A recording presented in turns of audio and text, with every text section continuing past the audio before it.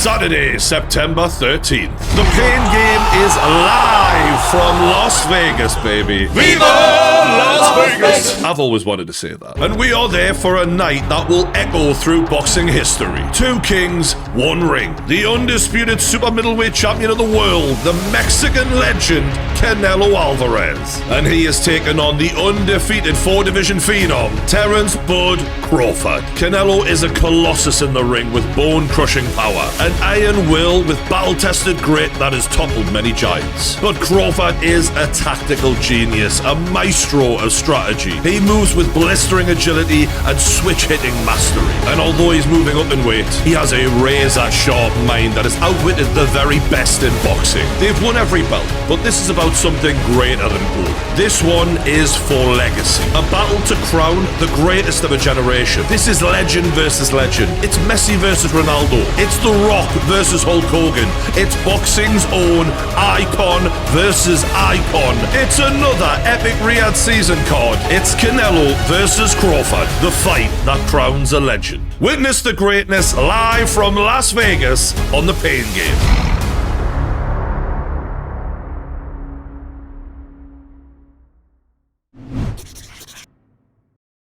Me and the Pain Game, lads, we've done a lot. Yeah, we've seen Usyk versus Fury. We've done AJ at Wembley. But the one big name left on the bucket list, lads, was Canelo in Vegas. Wow. And this is next on the menu. It's the boxing bucket list. The Pain Game, lads, we're making our way through it. Just a quick start of how you are feeling about going to Vegas next week. Fucking buzzing. Absolutely buzzing. I couldn't have put it better myself. I think we're getting to the home of boxing, well, the old home. Obviously, Saudi's taking it over now, but when you think about it, MGM Grand, like that kind of energy is just ridiculous. When you think of boxing in Vegas and Canelo, really, this is the closing of an era, and we get to be a part of it, which is crazy, and the era could really be closing. Yeah, I mean, that's such a good way to put it, KJ, because that era was the Canelo era. But if there was an argument for who else could have that throne, it probably was Terence Crawford. I think Canelo was the face because not just the skills, but the stadium sellouts. Like, I mean, it's just insane what he's been able to achieve. And the argument could be settled in this fight of who, the era after Mayweather, the last decade, who was the king of that era? And I think that's what we're going to find out here.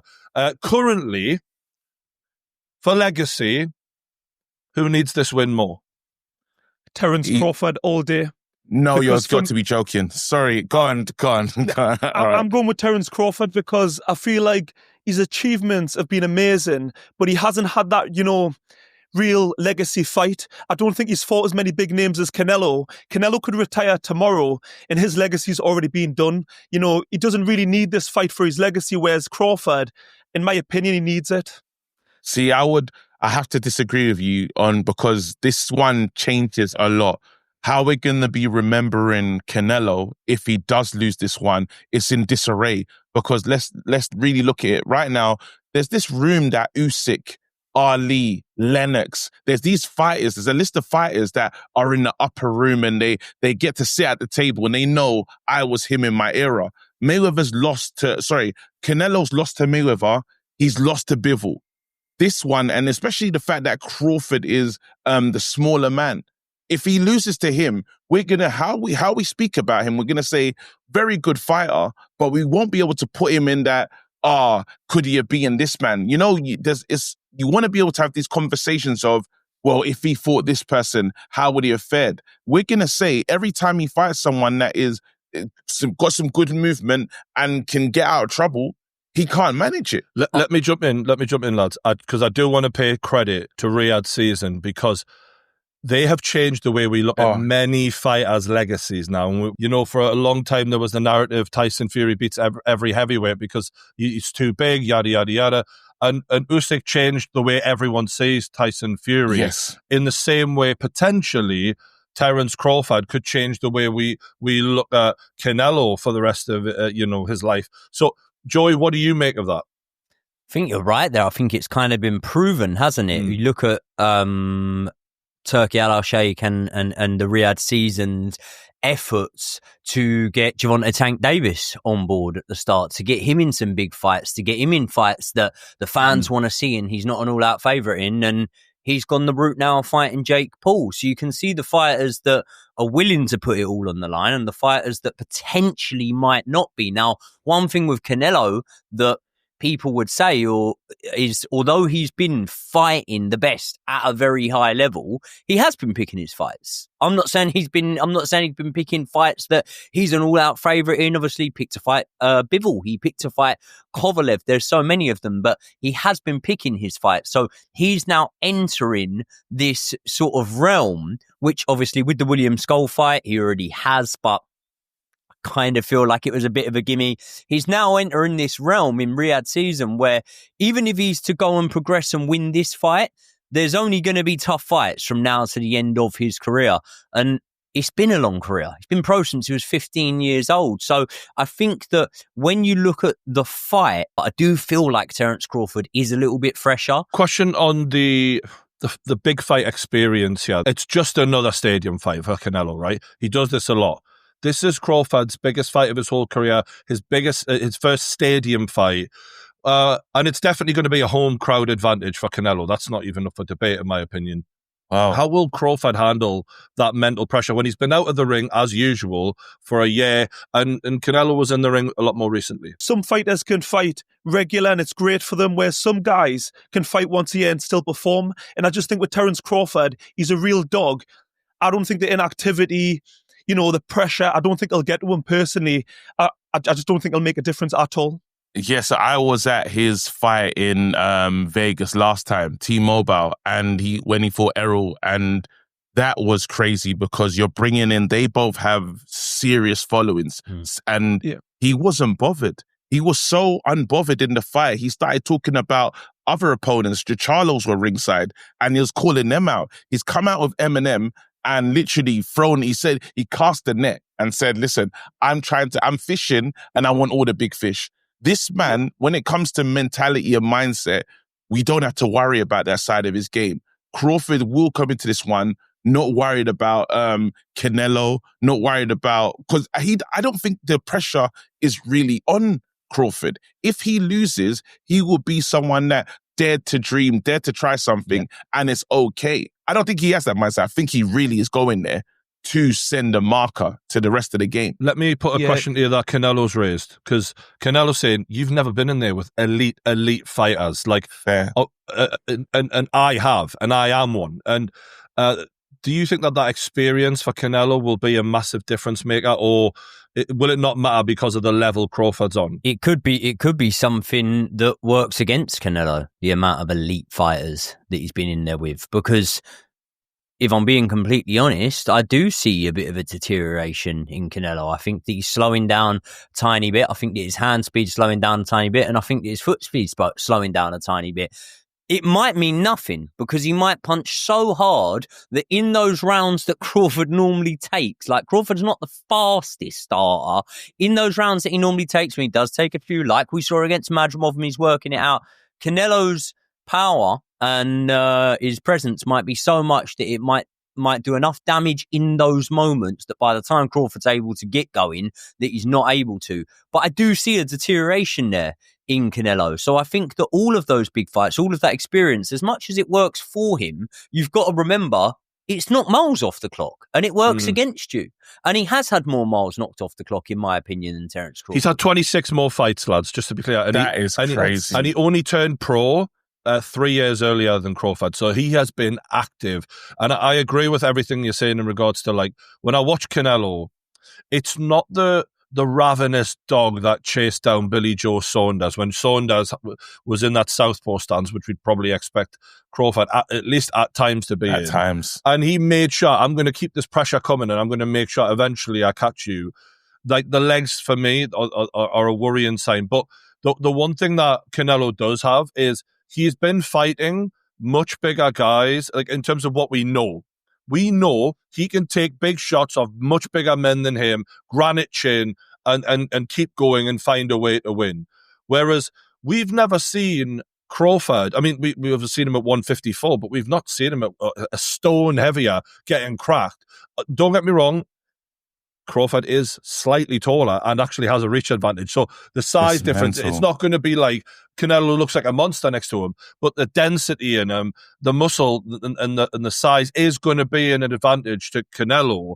How do we think Crawford will cope with going up two weight classes after he's only just took a pit stop at the weight class below? It's basically a 3-weight jump, if we're being honest. From the size point of view, I don't think it's a massive factor because I don't think stylistically, Terence Crawford, he doesn't use his physicality. He's generally a boxer. So I don't think the size is a massive factor in terms of, when they come together, because he's not going to try to wrestle a bigger man. I don't think so anyway. I think he's going to be using his boxing skill.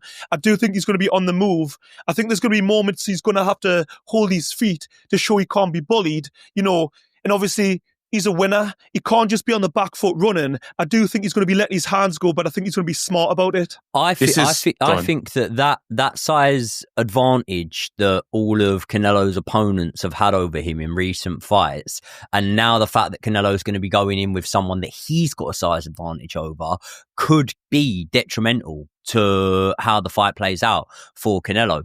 Because you look at William Skull, for example, right? They set records there of lowest punch output thrown, right? And it takes two to tango, but Canelo was also doing it. Now, answer me the question. If it was as easy as, Canelo could have just walked through him and thrown more punches, Canelo would have done that. So there's a reason why Canelo didn't throw as many punches in that fight. I've watched that fight back a load of times, yeah? There's times where, listen, Skull's on his bike for the whole thing, but at the same time, there's a lot of times where Canelo is being countered in those moments. And against the bigger guys, I think you need to understand that if they're quick enough to counter you, and they are that bit bigger, maybe you do need to think a little bit more. Maybe you do need to be way less reckless. Now, even if you're getting countered against a smaller guy, I think you're likely to hold your feet a little bit more. And that's where I think that Crawford can capitalize on it, because he has got quicker hands than Canelo. And if he can stick to 1s and 2s and move, and rather than staying there and trying to put 4s and 5s together with Canelo, because that's what Canelo wants. If you can stick to 1s and 2s and move, then I think that's the game plan he's got to operate with. Because just quickly, when you see Canelo fight now, and I've been watching a lot of Canelo in recent days. When you see Canelo fight now, right? He used to throw with you. Now he waits and he'll throw when you throw. So he'll tighten up those elbows. And what he likes to come off with is a left hook counter. He'll either go to your body, to your head, he'll disguise it. But he often waits for you to throw and then comes off with that counter. The guys like Caleb Plant that were throwing threes against him and that, after a few rounds, start getting countered. If Terence Crawford can be so disciplined to never throw more than 2, then that's a game plan that he could operate with and have a lot of success with. I think there's a couple things that we should look at here, because while we're going back to Canelo's last fight, we can't overlook the Madrimov one.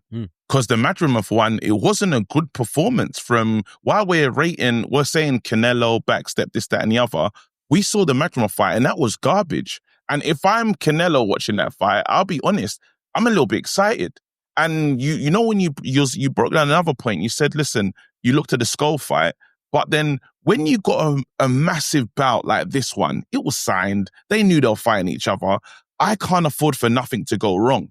And I think a little part of that was in Canelo's mind, because he has wars. He drops a fighter. Yes, he hasn't been, in his recent fights, it hasn't been rendering people unconscious. It's really been points. It's really points decision. But then he's taking guys down. I honestly feel in this one, we will see a knockdown. And I don't believe I don't believe it will finish the fight, for instance, but I think he does drop Crawford in this one. Let me pick you up on that, though, because you said the Madrimov fight was less than impressive. Mm-hmm. And normally with Crawford, in most of the fights he's in, he has a power advantage. In that fight, it felt like he couldn't quite get the same respect that he used to be able to do at the lighter weight classes.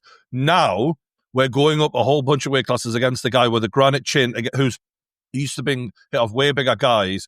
And Canelo saying, when you feel my power, you're not going to be the same. You're not going to be able to control me like you could control these lighter guys. And you couldn't even control Madrimov, is what he's saying. Do you lot feel, though, that he's going to make the mistake of what the heavy hitters have done in the past? Your Deontay Wilders, your Adelaide just recently, where you're looking for that shot. There's a lot. What I don't like about Canelo's game plan is he literally is trying to punch someone's arm off. and he's relying on power, where the skill is going to really pay the bills in this fight for sure. As you said, if it's a fight like Ryder, where they're both mano a mano, let's meet in the middle of the ring, it's going in Canelo's favor. But this guy's a counter puncher. He's too smart. Crawford is too smart to get drawn into this. But you kind of want it to hope it's an ego thing, and he goes for it, and he wants to stand there to prove a point to us.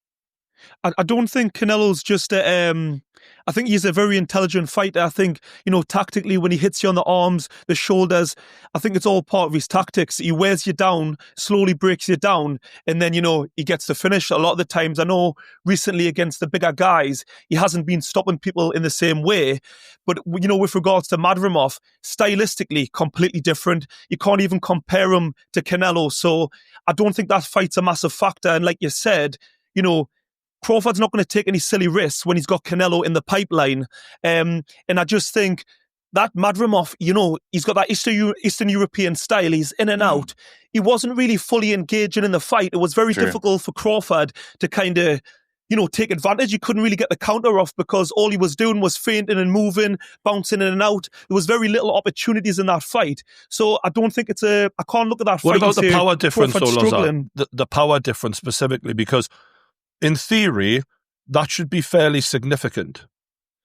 Without doubt. I mean, put it that way, if Canelo lands on Crawford, it's game over. And now, a word from our sponsors. Some of you might have noticed that certain videos that you've thoroughly enjoyed watching for many years in the UK are no longer accessible. Yes, all those years of getting your favourites bookmarked have just gone to waste. All that research for nothing. The good news is, there's a solution for that, which is a VPN, and the one I use, the best one, is Surfshark. All you gotta do is click the link in the description below, and you'll get 4 months for free off of your year-long subscription. And the reason we need to do this, lads, is the Online Safety Act has come in the UK, and the UK government is asking third-party identification companies to ask who you are in order to watch this great content. And all you've got to do on your VPN is say you're not in the UK anymore, you're in America or you're in Canada, and then you can have all the fun you want. And Surfshark also do a very good job in keeping your data private. They mask your IP address so your sensitive information will not get leaked, and you will maintain your privacy. The exact opposite of what the UK government want. And I know we all like to watch this kind of content on many different devices, and you're in luck because with Surfshark, it works on pretty much everything. And it's so easy to use, just a click of a button and off you go. So what you're waiting for? Get your 4 months extra on me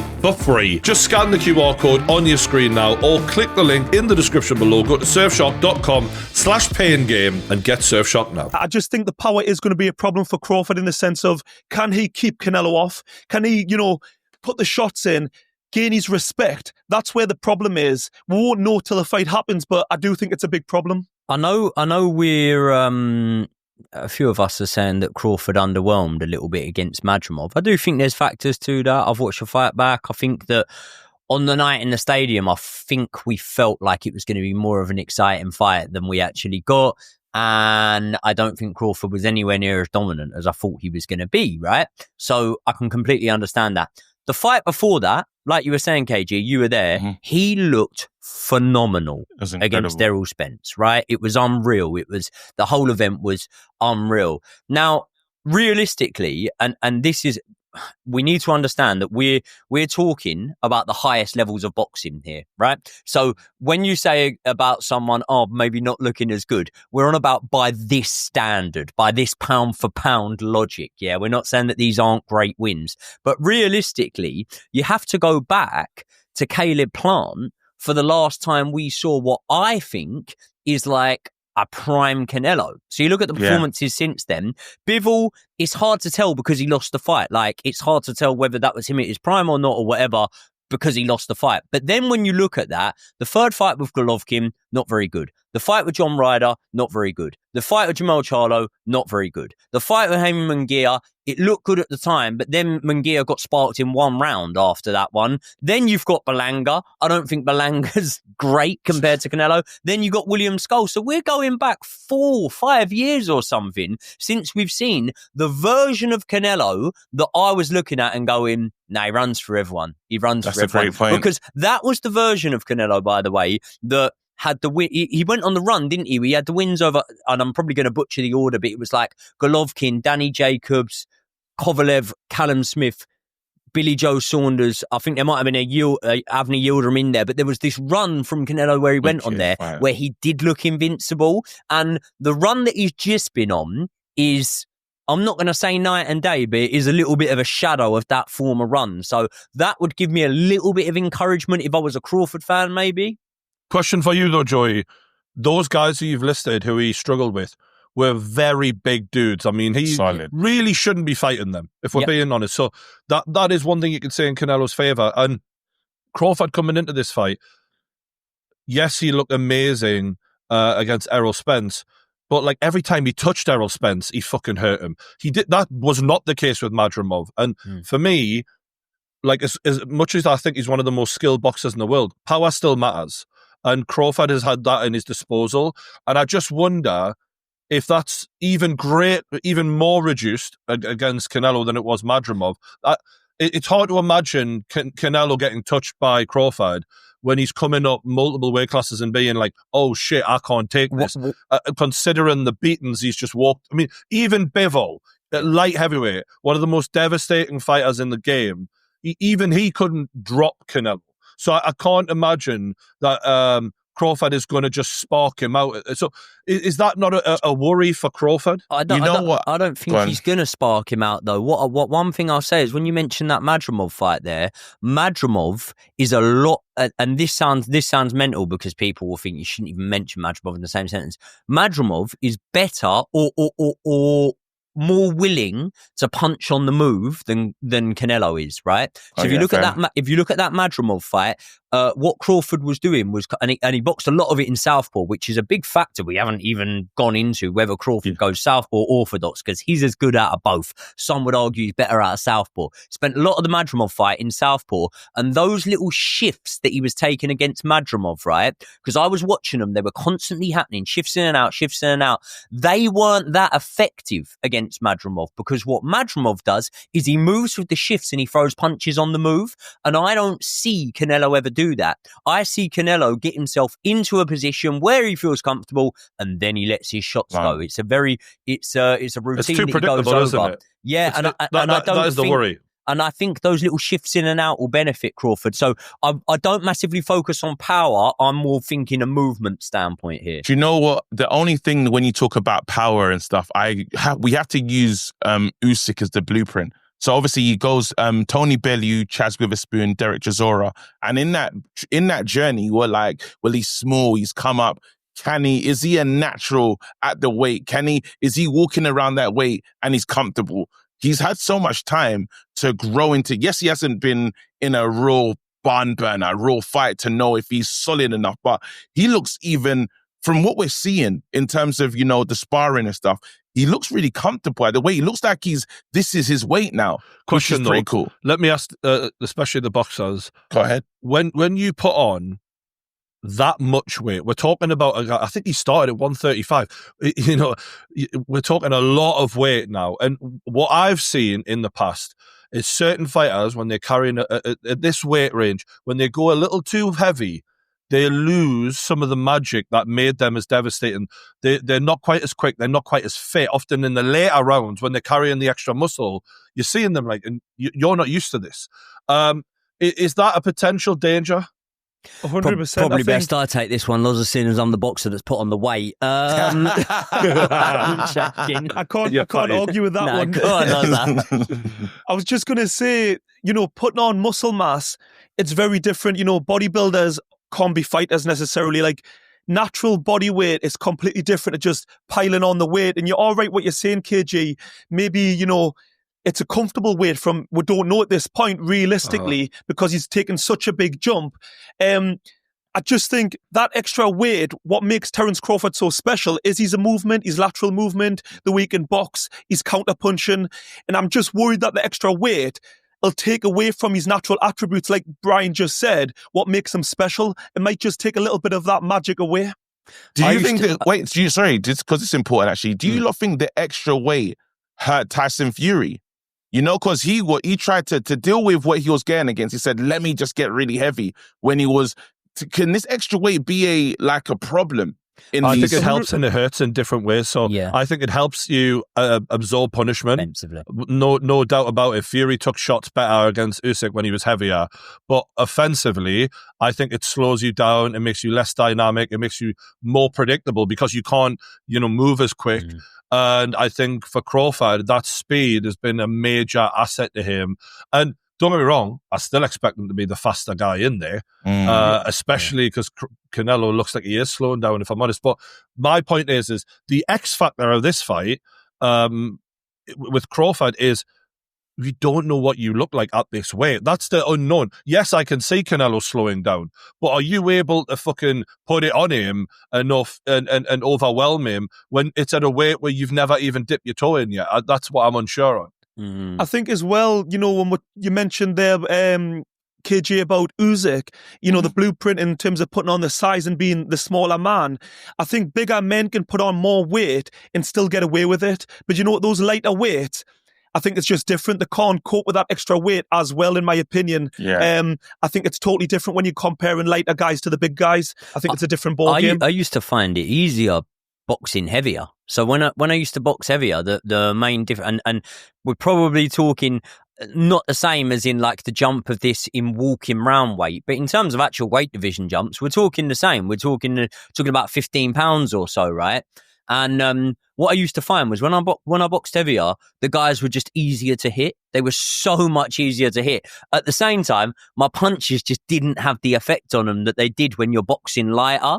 And that is something that, like when every thinking fighter actually needs to have a bit of pop in their shots, because you can't be a thinking fighter if you're not able to get the ability to be able to think. And that's why, even though he ability-wise didn't have a patch on him, that's why Maidana gave Floyd Mayweather such problems, because Mayweather's a thinking fighter and Maidana didn't give him the time to be able to think. So I think that if Crawford's power is literally like, I can just brush that off like that for Canelo, then he's going to struggle here. But I don't know. It's hard when you haven't got like a real thing you can go, right, here's my grounds for believing this. There's no reference. There's no reference, is there? It's the total unknown, because we've never seen Crawford anywhere near this weight class and anywhere near against a guy with a chin who can just walk through blokes who hit weight.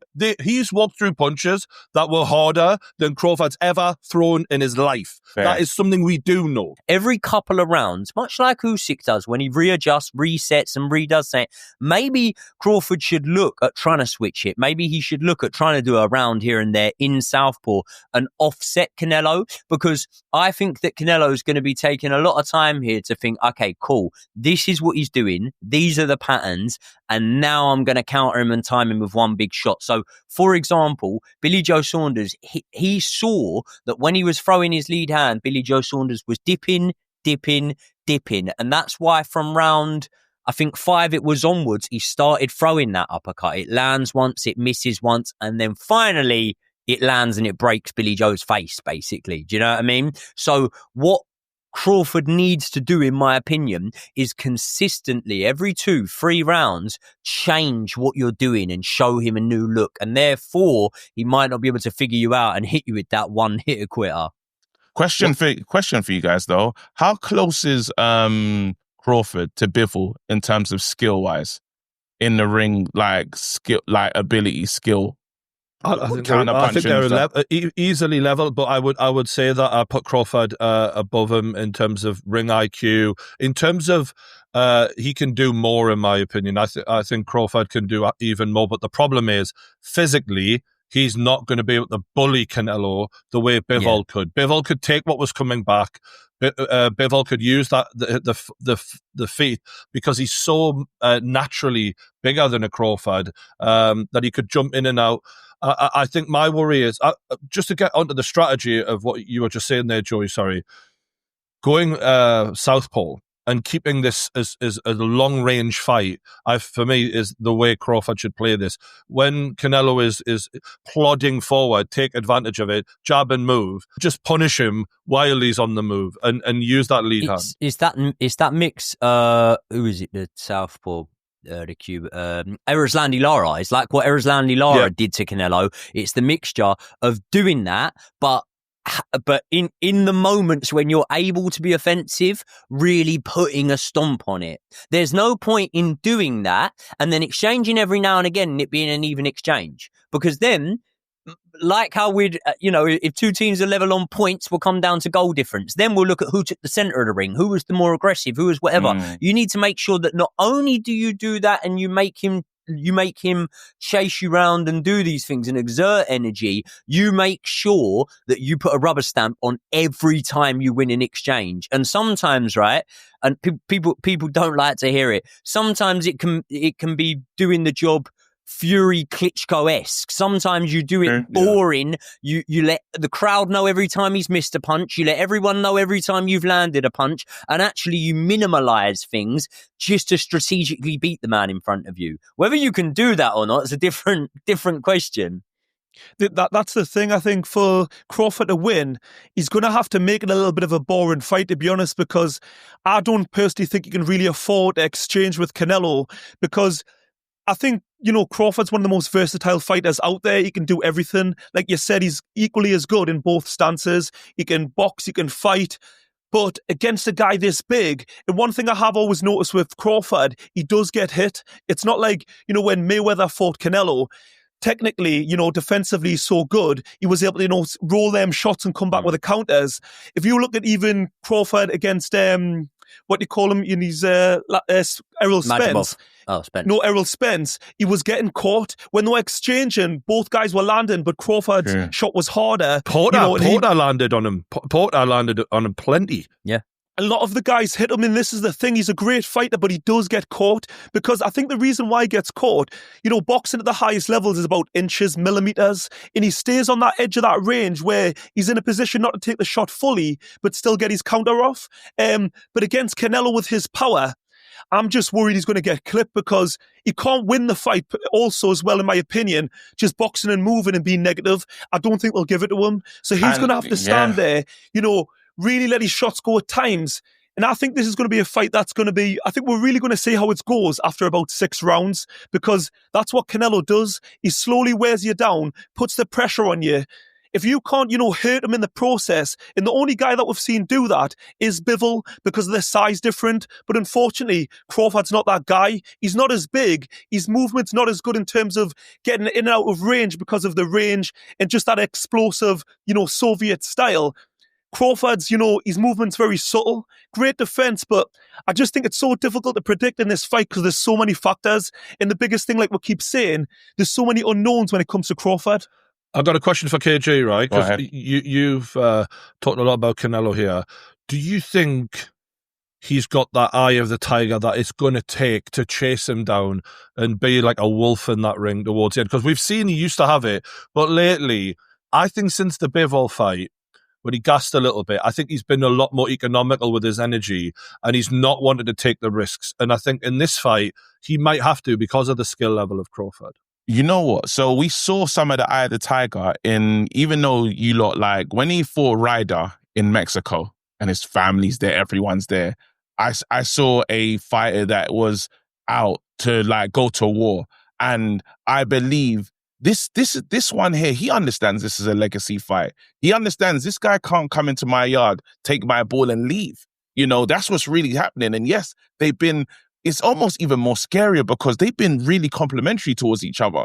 There's not been too much disrespect except that time when it's like he's not really fought anyone. So in moments like that, it's going to have that feeling of AJ versus Klitschko where really nice guys before it, the war starts and it goes off. I expect this one to really get going because both fighters have this they know who they are.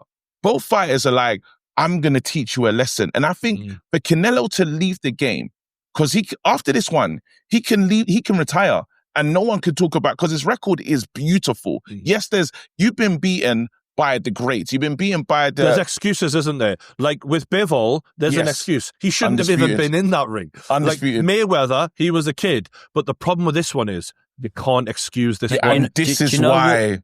When you name those two fights, right, you name two losses, and obviously, okay, Crawford hasn't lost, But this is the thing with both men, and this is why we find it so hard to try and gauge an opinion on things, is even in the losses that Canelo's took, we've never seen him mentally jack. We've never seen him jack. Like, we've never seen it happen. We've never seen him mentally bottle a fight. Like, even when he's in there with Bivol, even when he's in there with Mayweather and he's losing the fight and he's getting outclassed, we've not seen him in those sort of like crisis moments that you'll see fighters in, and we do it time in, time out on the pain game, and you're looking at them and you're thinking, mentally you've kind of lost this one already, right? Yeah. Mentally you've done it. So although Canelo's took defeats, he's never mentally done that, and that's why I'm so fascinated, like, because when I look at the aura of both fighters, that's exactly what they've got. They've both got that mental grit of, I can't be beat, and even when I'm fucking beat, I still can't be beat. Do you know what I mean?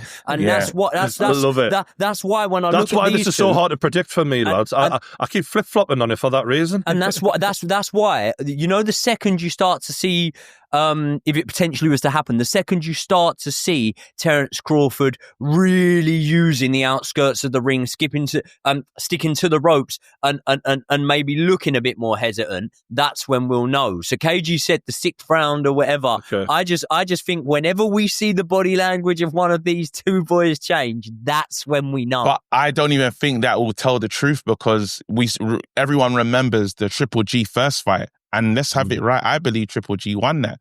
And the house said, hey, Canelo, is the house going to do, because the argument could be he's not engaging, Canelo's taking center of the ring. Remember, he's going to have the home crowd as well. And the crowd, when there's 70,000 in attendance, could make the difference to the judges. I've 100%. Got to push you now, lads, because I think we've broken this down good and proper for a prediction before we jet off to Vegas. Who's ready to start? Who wants to go first?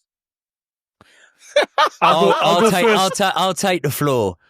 I'm going with a Terence Crawford points win. Loza? I'll take it next. Canelo. This weight class is for a reason.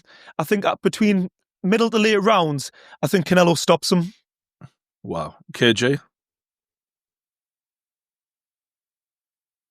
Crawford. Hedis, this is mad. Crawford stoppage. What the? Crawford stoppage. Oh, God. What? Crawford stoppage.